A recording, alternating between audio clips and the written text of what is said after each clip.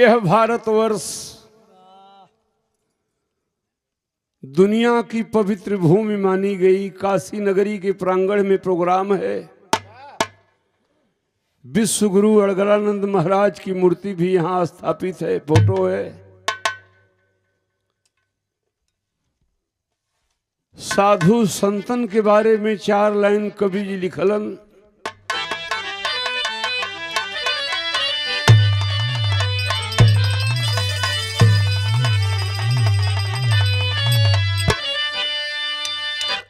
एह दुनिया में कैसन कैसन लोग रहलन जेकर हमन आज कीर्ति गावल जाला।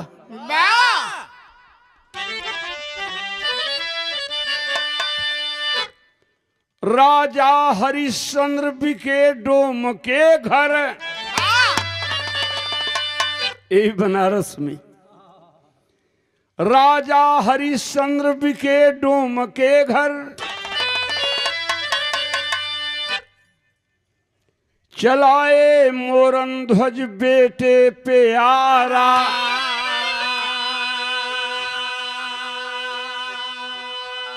और के रहल बाबू। राजा शिवी जैसा दानी न जग में, चढ़ाए तुला पे बदन काट सारा,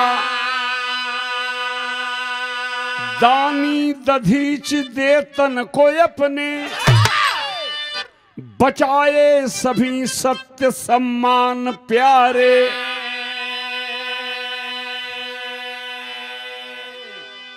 प्रभु सत्यवादी किले ने परीक्षा,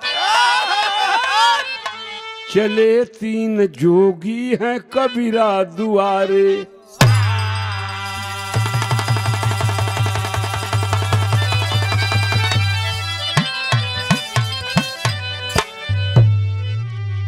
बनारस में लहर तारा की धरती है।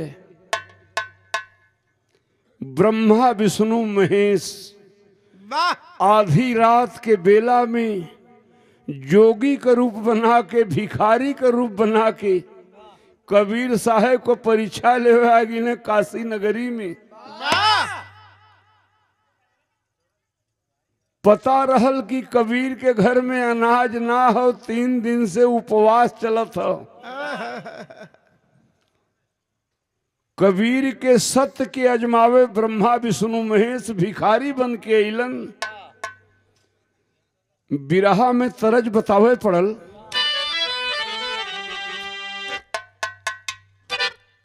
आजकल तो तमाम भोजपुरी गीतन से फूहर गीतन को भरमार बा। पहले जमाना में हमन का बाप दाता एक गीत के गौले रहलन। सुना भैया तो के बुझाई ना का गाइब, हम सुन के तो पीछे से बजाया। हमन को पुरनिया लोग गौले रहलन। अरे अमावा के डलिया से कुहू के कोयलिया, अमावा के डलिया से कुहू के कोयलिया, कहो कैसे क मिलना होई हो।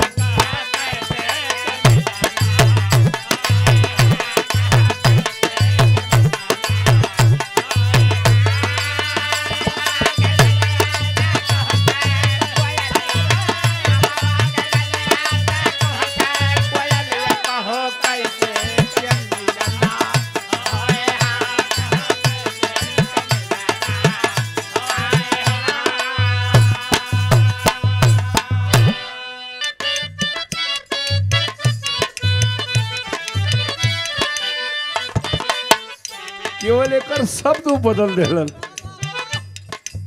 हाथ में मेहदी मांग से नूर, बर्बाद कजरवा हो गईला हो। यह हो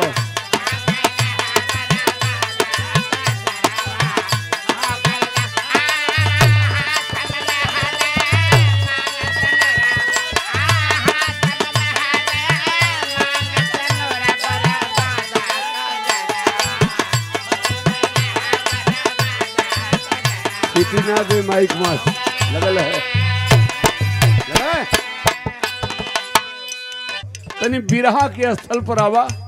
यही बनारस में ब्रह्मा विष्णु शंकर सुतली रात में, अरे भेष भिखारी कधई के हरी, भेष भिखारी कधई के हरी, अब कबीरा दुअरवा चली देहले।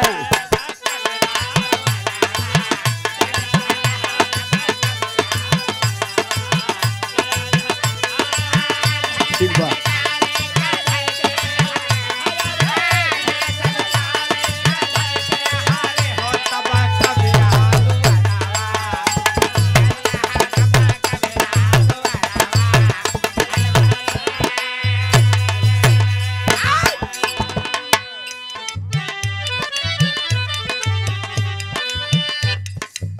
भेष भिखारी कधई के हरी,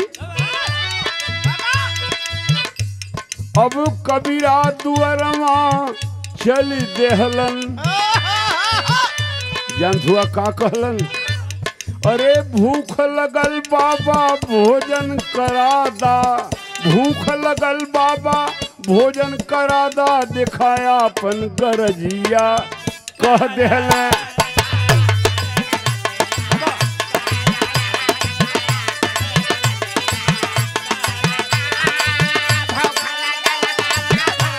बहुत अच्छा बेटा।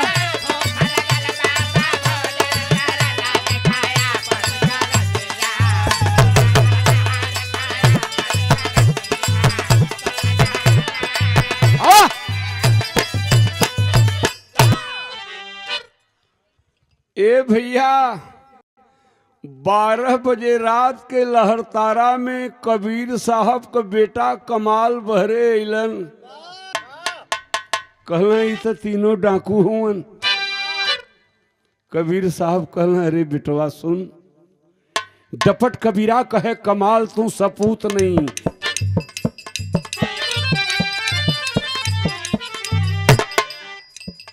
डपट कबीरा कहे कमाल तू सपूत नहीं, करे ना संत सेवा है वही कपूत सही। दरवाजे पे जो बेटा मेहमान की सेवा नहीं किया वह कपूत है। तोहरे बदे है लोग डकई सब तीनों जने, हमरे बदे है हमार भगवान आयल हुन। मेहमान तो भगवान के समान होता है। कल एक काम कह दे बेटा, रात में कहें कबीर माता लोई को जगाओ तुम, कहें कबीर माता लोई को जगाओ तुम, पिता की आज्ञा को निज माता से फरमाओ तुम। खाली अपनी माई के जगा दा बेटा, उनसे कहदा 3 लोग आयल हुए खाना बना दे। इतना बात जब कमाल कहलन, कबीर साहब को दुल्हन रोए लगली। बचवा 3 दिन से तो घरे में अनाज ना है, उपवास चलत। रो के कहलिन, का कहली, कही लोई की बेटा घर में ना एको दाना, रसद के वास्ते होगा कहीं बेटा जाना।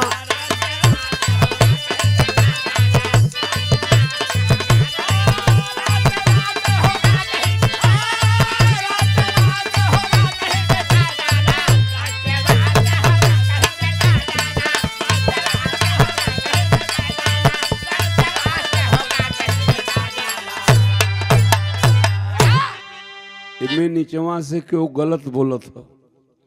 कही लोई की बेटा घर में ना एको दाना, रसद के वास्ते होगा कहीं बेटा जाना।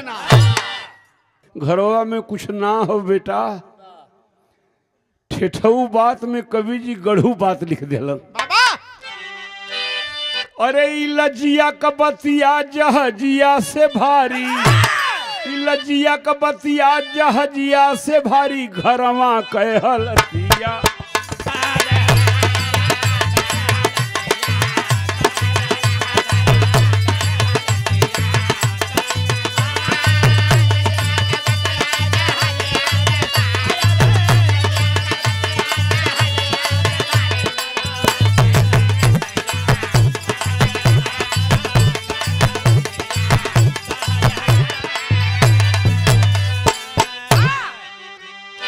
कमाल आके बतौलन, बाबूजी अनाज का दाना ना हो माई रोवत हो।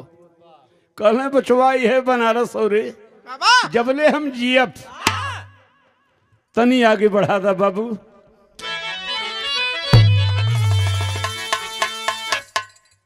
सेवकाई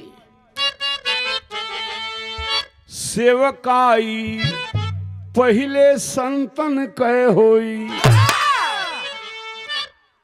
कमाल कलश की घरवा में अनाज ना हो, 3 दिन से चूल्हा ना जरत हो, तू का करबा माटी खिएबा का।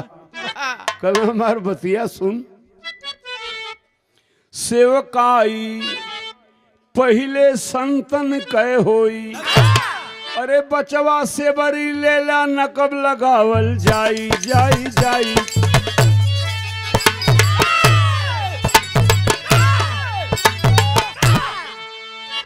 देखा यही धरती पर बनारस में ऐसनो लोग रहलन अपने खाए का ठिकान ना हो, और 3 अनजान आदमी बदे ई बतावत हूँ कि बेटा सेवरी लेला सेन लगावल जाई और सेवकाई पहले संतन को हुई।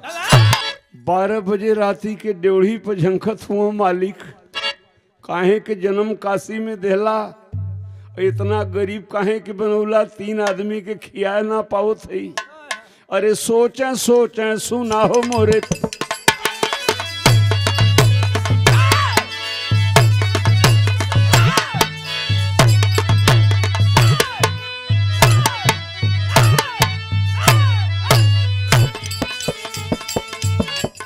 सोचें कबीर रासन नाही, सोचें कबीर रासन नाही, मोरे बखरिया हो पगरिया बैठे जोगी दुअरिया ना। बहुत अच्छा बजवा।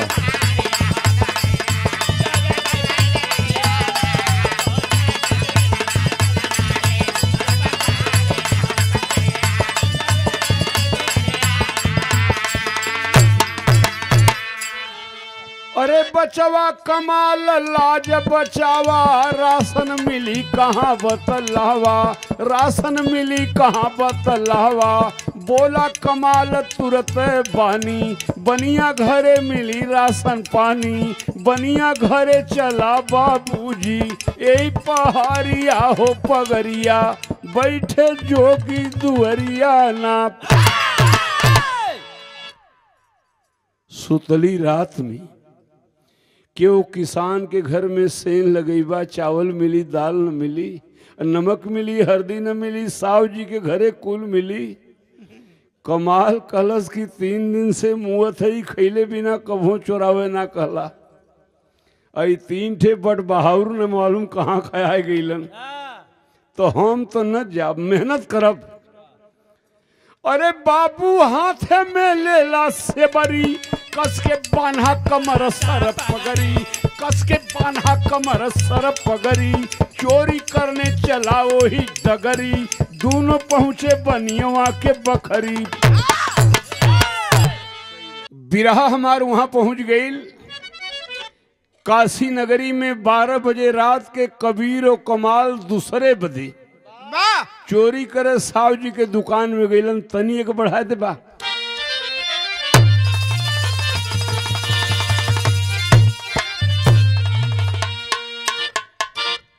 कुल धुन फुहर ना होला, फुहर गावे वाला होलन। धुन में बढ़िया बात होला। ई निर्गुण गीत का लाइन हो। कांचे कांचे बांसवा कटावल सरे मोरयाल हर जोगिया। बहुत अच्छा बचवा।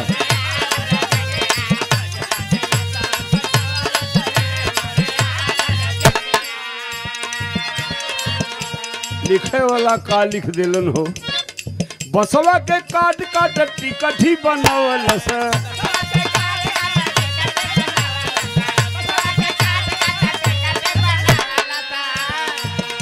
और गतर गतर गठियावल सरे मोरयाल हर जोगिया। बहुत अच्छा बचवा लगल रही। धीरे धीरे सेनिया लगौलन हो रतिया है दोनों चोरवा।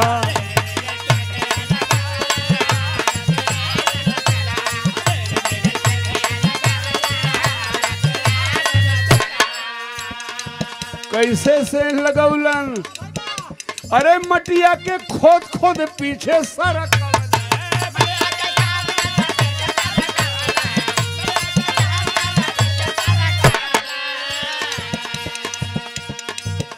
देखा भैया साच के आँच ना होला, ये चोर ना हो डर कोने बात का बा, सेन त खन देलन भयल का, वैसे नहीं पर झगड़ा मचौलन हो रतिया है दोनों चोरवा।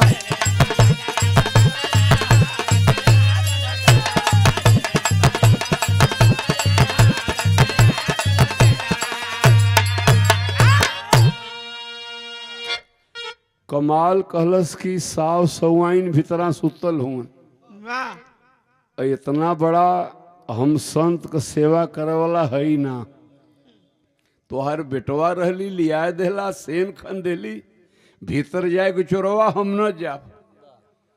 कल नहीं बेटा ऐसा मत कर, ऐसा जनायल की झगड़ा करे में बाप बेटवा पटकी पटका कह दिहन। कमाल कहले बचवा बुढ़ौती हो रे, दुआरे कमर जा चल जाई, गिर के कमाल के पैरवा पे कबीरा,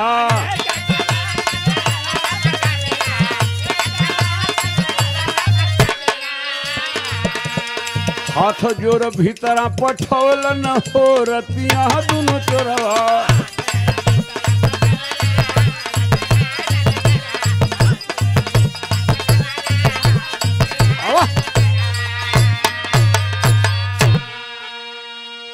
देखा है धरती पे एक अजीब लोग रहलन, लड़का के चोरी करे के साव के दुकाने में भेज देलन, अपने सेनी तर बहरे बैठल हुन।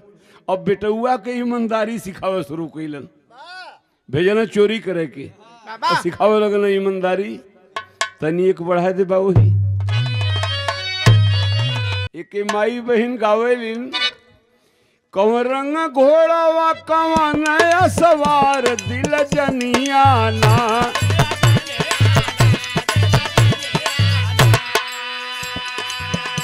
गोरी कौन रंग दुल्हा तोहार हमार दिल जनियाना। गाजीपुर जिला में माई बहन बियाहे में के दूसरे बले गावेलिन, बियाह होत बा पांडे बाबा सुमंगली पढ़त हुन, और वहाँ का गईहन गारी के रूप में गावेलिन, लाले भंवरा ना,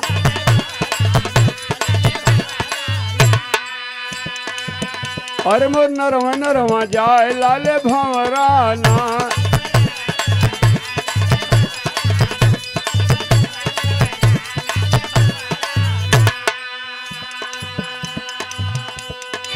अपने बेटवा से कबीर बाबा कहलन, प्यारे बबुआ ना,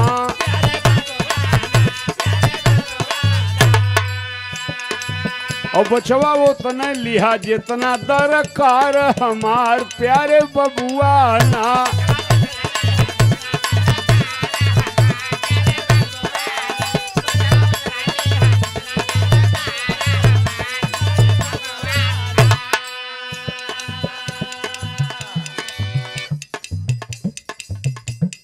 बचवा सामान उतने चुराए की बासी बचे न कुत्ता। कमाल कहने की बहरे हुआ तनी बकवाद मत करा, ढेर ईमानदारी का पाठ मत पढ़ावा, साव सवाइन जगिहन मुआ दिहन। कहले नहीं बेटा कुछ ना हुई, तीन पवा आटा लिहा पाव भर दाल प्यारे बबुआ ना, लिहा आधा सेर चावल निकाल हमार प्यारे बबुआ ना।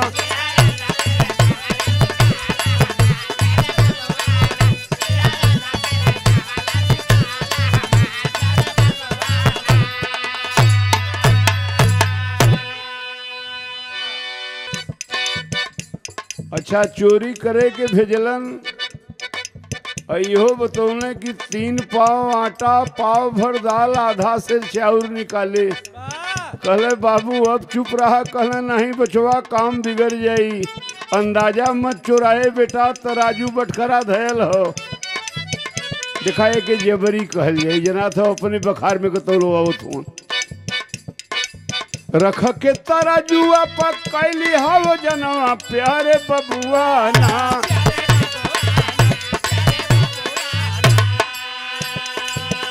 देखा डूबे ना धर्मवा का धार हमार प्यारे बबुआ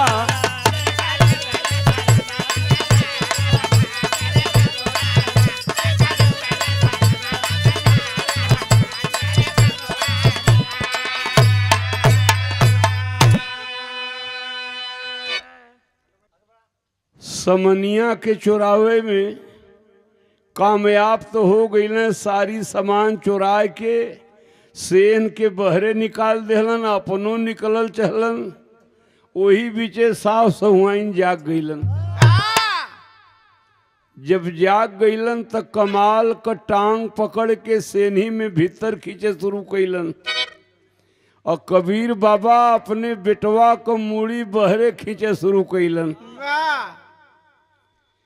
कमाल का जान बड़ा सकेते हो बाबू से पहले कहली कि हमसे न हुई जबरी हला देलन साव सवाइन भीतर खींचत हुआ बाबू बहरे खींचत हुआ सेवकाई तो आज ऐसा करवा देना कि बीचवे से चौथाए जाए को उम्मीद है क्यों कीर्ति गाई जा रही है साथियों वाह वाह बुढ़ौती में बेटवा के नहीं खींच पौलन हो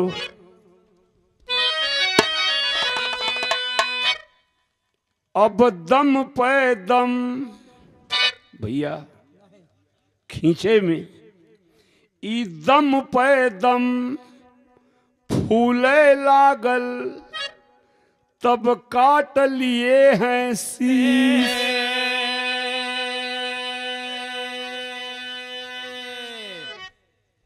एक हाथ बेटे की मूड़ी दूसरे में बख्शीश सेवकाई पहले संतन कह होई मूड़ी काट कबीर झोली में रखे छिपाई बस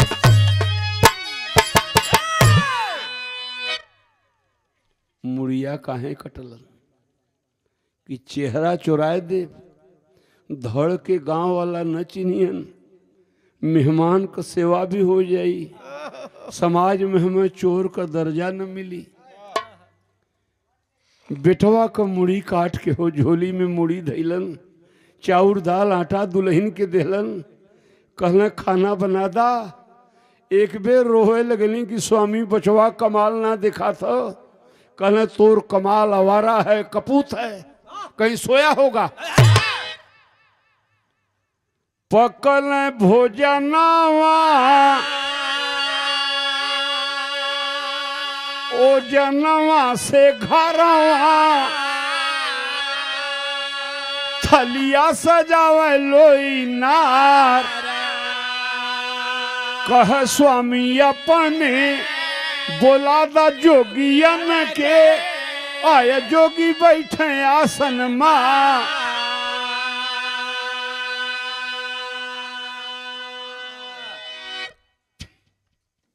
आंख में आंसू है प्रभु जी भोजन कर ले जाए एक गरीब से देर हो गई बिरहा एकदम करीब हो अरे रखलन कबीर तीन थरिया जोगियन के अरे राम आप तीनों मूर्ति पहले करा जेवाना बहुत अच्छा बच्चा भैया हल्ला ना हो बात समझाए खाला महाराज आप तीनों मूर्ति पहले करा जेवाना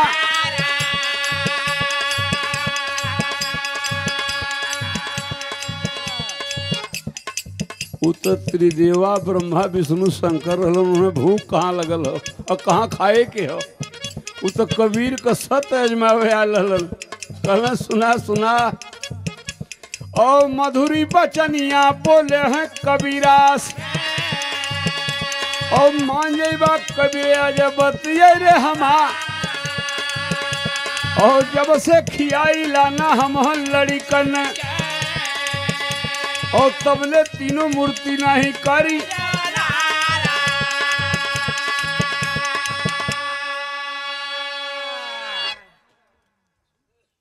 खाना तो परोस देला बाबू हमहन का आदत बिगड़ गई है। हमहन जब भीख मांगल जाला संझा के कुटिया पर खाना बनावल जाला तो संगे एक लड़का के खियावल जाला। वाह वाह तो अपन बेटुआ के बोला देता वो खा लेता हम खा ले। अगर लड़का न बोले कहना बेटवा न बोले बा सुन ला घरवा से अदतिया हमार बाप पुरानी और आई न लड़कवा न करब जेवना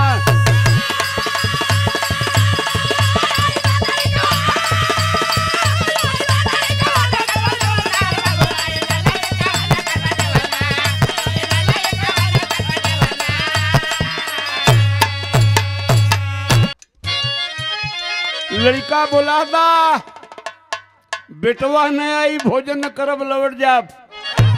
कहाँ से बेटवा आई बेटवा का तो मुड़िए काट के झोली में धैले हूँ।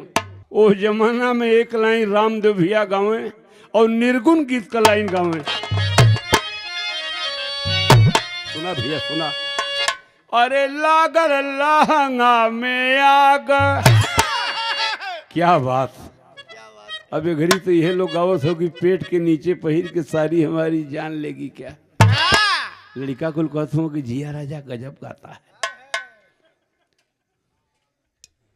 ओ लागल लहंगा में आग बुझाई कैसे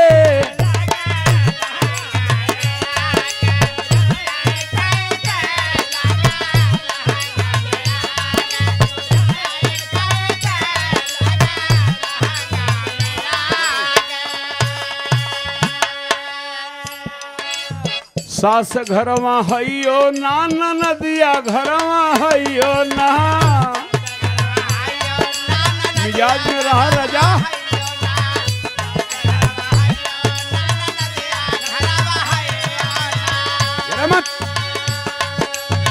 सुतल भासुरु के जगाई कैसे लागल लहंगा में आग बुझाई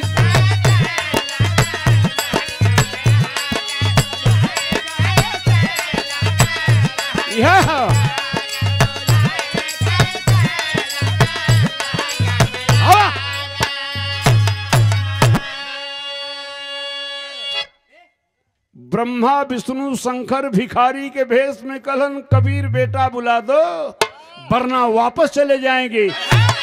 हालत बिगड़ गई हो यही काशी नगरी में और बरस गम का बदरिया अरे बरस गम का बदरिया पुजरिया झंखत बाय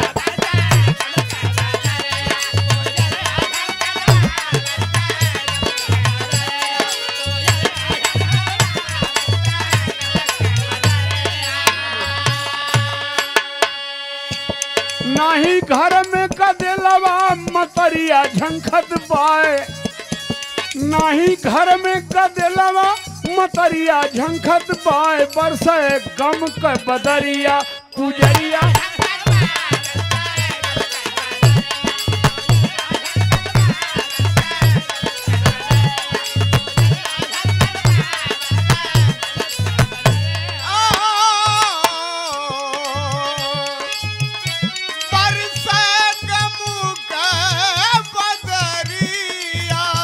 जिया कलाकार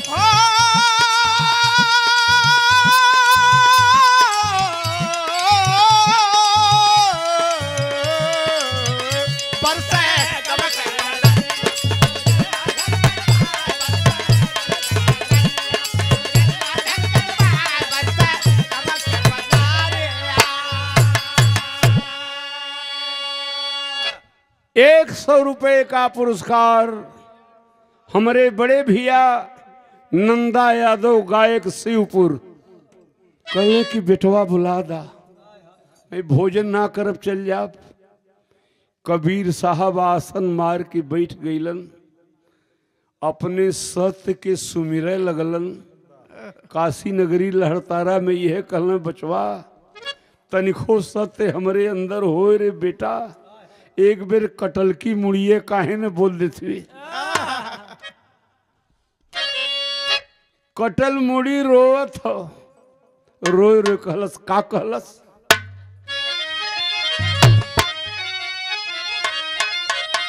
अरे लौट के जइहन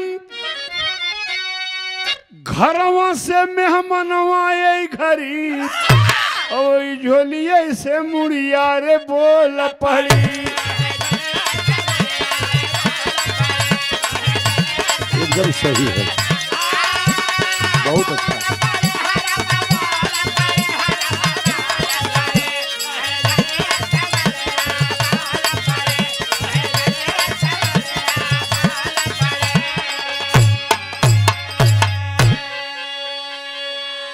बाबू लौटे मत दिया, का बचल दुनिया में हो, और लौटना ही जावे बाबू घरवा से मेहमानवा, और झोलिए में तड़पेला बाबू मोर परहना।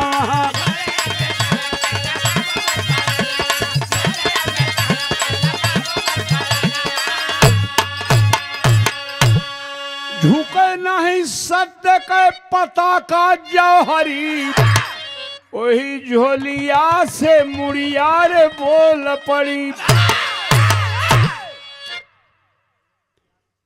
मुड़ी का आवाज सुन के ब्रह्मा विष्णु शंकर भिखारी वाला ठाठ हटाए के असली रूप में कबीर साहब के दर्शन दिलन। कहला, ए कबीर, हमन भिखमंगा ना है भाई, तोहरे सत्य को हल्ला रहल, और तोहार सत्य आज आंखी से देखे के मिलल। लेके मुड़ी कमाल के कहाँ गईलन, जहां साव जी अपने द्वार पर नीब के पेड़ में धड़ बांध के झुलौले हुअन, तब मुड़ी लेके जोगी गईलन वही निबिया के पास हो, और जोड़े धड़वे में मुड़ी झूले जहां लाभ हो।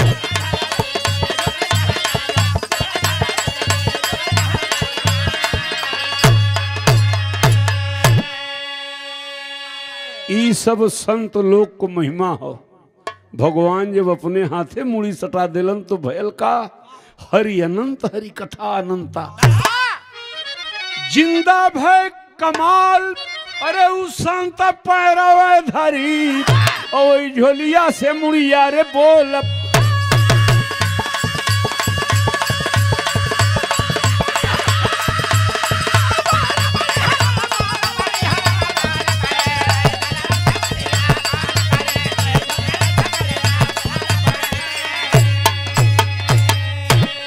लाइन भी रहा है, चलत के बेरिया ब्रह्मा विष्णु शंकर कहना, ए कबीर, एक कलयुग में और धन्य हो कबीर, धन्य तोहरी सेवकाई, और कैला संत सेवा अपने लाल के गवाई।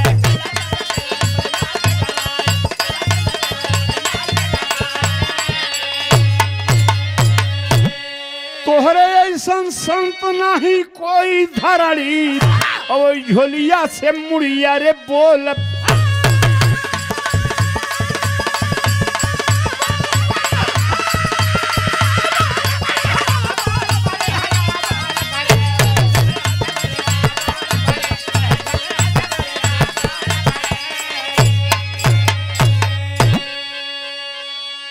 गुरु बिहारी गुरुपत्तू जी चले गए सुरधाम, सरजू मुंशी राम सकल नित भजते सीता राम। सेवकाई पहले संतन का होई, दुर्जन छोटे लाल का नई नई कविताई। सेवकाई पहले संतन का होई।